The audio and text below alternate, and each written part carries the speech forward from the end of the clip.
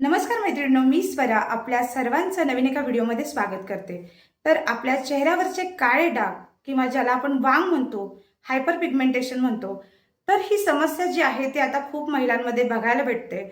आणि याच्यामुळे काय होतं की आपला आत्मविश्वास तर कमी होतोच, पण घाबरायचं कारण नाही। तर आजच्या व्हिडिओमध्ये आपण पाहणार आहोत की हा वांग जो आहे तो कशामुळे येतो आणि याच्यावरती आपण घरगुती उपाय जे आहेत ते काय करू शकतो। सो हे सगळं आपण पाहणार आहोत। सो व्हिडिओ जो आहे तो शेवटपर्यंत नक्की बघा।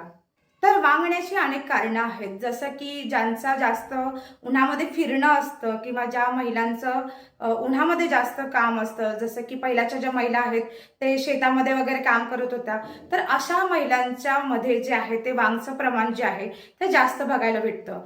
सेकंड म्हणलं तर हार्मोनल जो आहे तो इम्बॅलन्स, जसं की आपल्या प्रेग्नेन्सी नंतर किंवा डिलिव्हरीमध्ये होणारे जे बदल आहेत, तर याच्यामुळे जे आहेत ते आपल्याला अशा हार्मोनल इम्बॅलन्स झाल्यामुळे आपल्याला मध्ये जे आहे ते वांगचं प्रमाण जे आहे ते जास्त बघायला भेटतं। तर थर्ड जे आहे ते हीट, जसं की आपण गॅस समोर जे आहे ते जास्त वेळ जर काम करत असेल तर त्याच्यामुळे सुद्धा आपल्याला आपल्या चेहऱ्यावरती वांग येतो। त्याच्यानंतर आपल्या शरीरामध्ये जे आहे ते मेलानिन नावाचा जो प्रकार आहे तो जास्त असेल तर त्यामुळे सुद्धा त्याचा सुद्धा देखील परिणाम जो आहे, म्हणजे त्याच्यामुळे सुद्धा आपल्याला आपल्या चेहऱ्यावरती वांग येतो।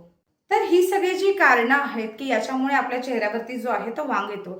तर आता बघूयात की या वांगावरती हे वांग घालवण्यासाठी आपण काय घरगुती उपाय जे आहेत ते केल्यामुळे हा वांग जो आहे तो कमी होऊ शकतो। सगळ्यात पहिला जे आहे ते बटाट्याचा रस। तर बटाट्याचा रस जो आहे तो चेहऱ्यावर लावल्यामुळे काय होतं, मेलानिन जे आहे ते कमी होतो आणि हा जो रस आहे तो 15 ते 20 मिनिटं तुमच्या चेहऱ्यावरती लावून ठेवा आणि त्याच्यामुळे काय होतं की तुमचा जो वांग आहे तो हळूहळू जो आहे तो कमी होण्यामध्ये मदत होईल।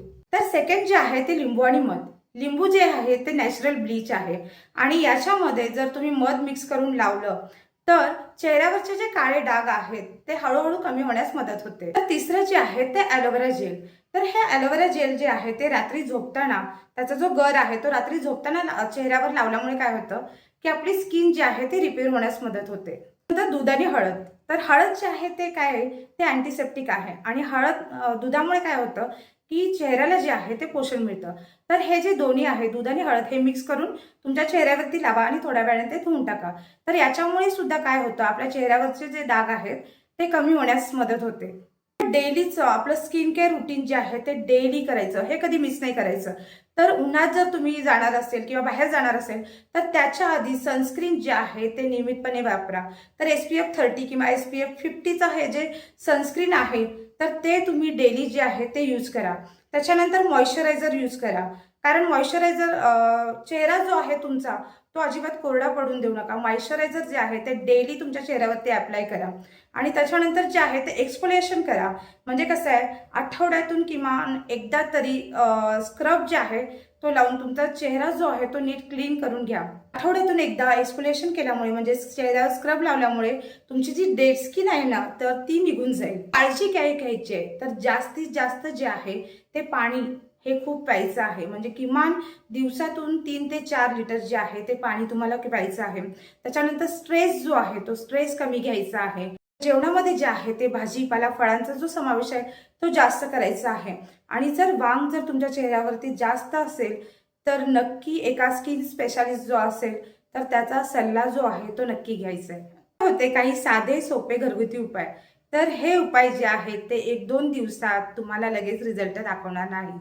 तर त्यासाठी तुम्हाला कन्सिस्टन्सी, सातत्य जे आहे ते ठेवावं लागेल। तर असं होतं सगळं, म्हणजे हे जे काही होते ते घरगुती उपाय जे आहेत ते होते। जर व्हिडिओ तुम्हाला आवडला असेल तर नक्की लाईक करा आणि तुमच्या फ्रेंड सर्कलमध्ये हा व्हिडिओ जो आहे तो शेअर करा आणि व्हिडिओ आवडल्यास आपल्या चॅनलला सबस्क्राईब करायला विसरू नका, म्हणजे अशीच इन्फॉर्मेटिव्ह व्हिडिओ जे आहेत ते तुमच्यापर्यंत पोहोचत राहतील। धन्यवाद।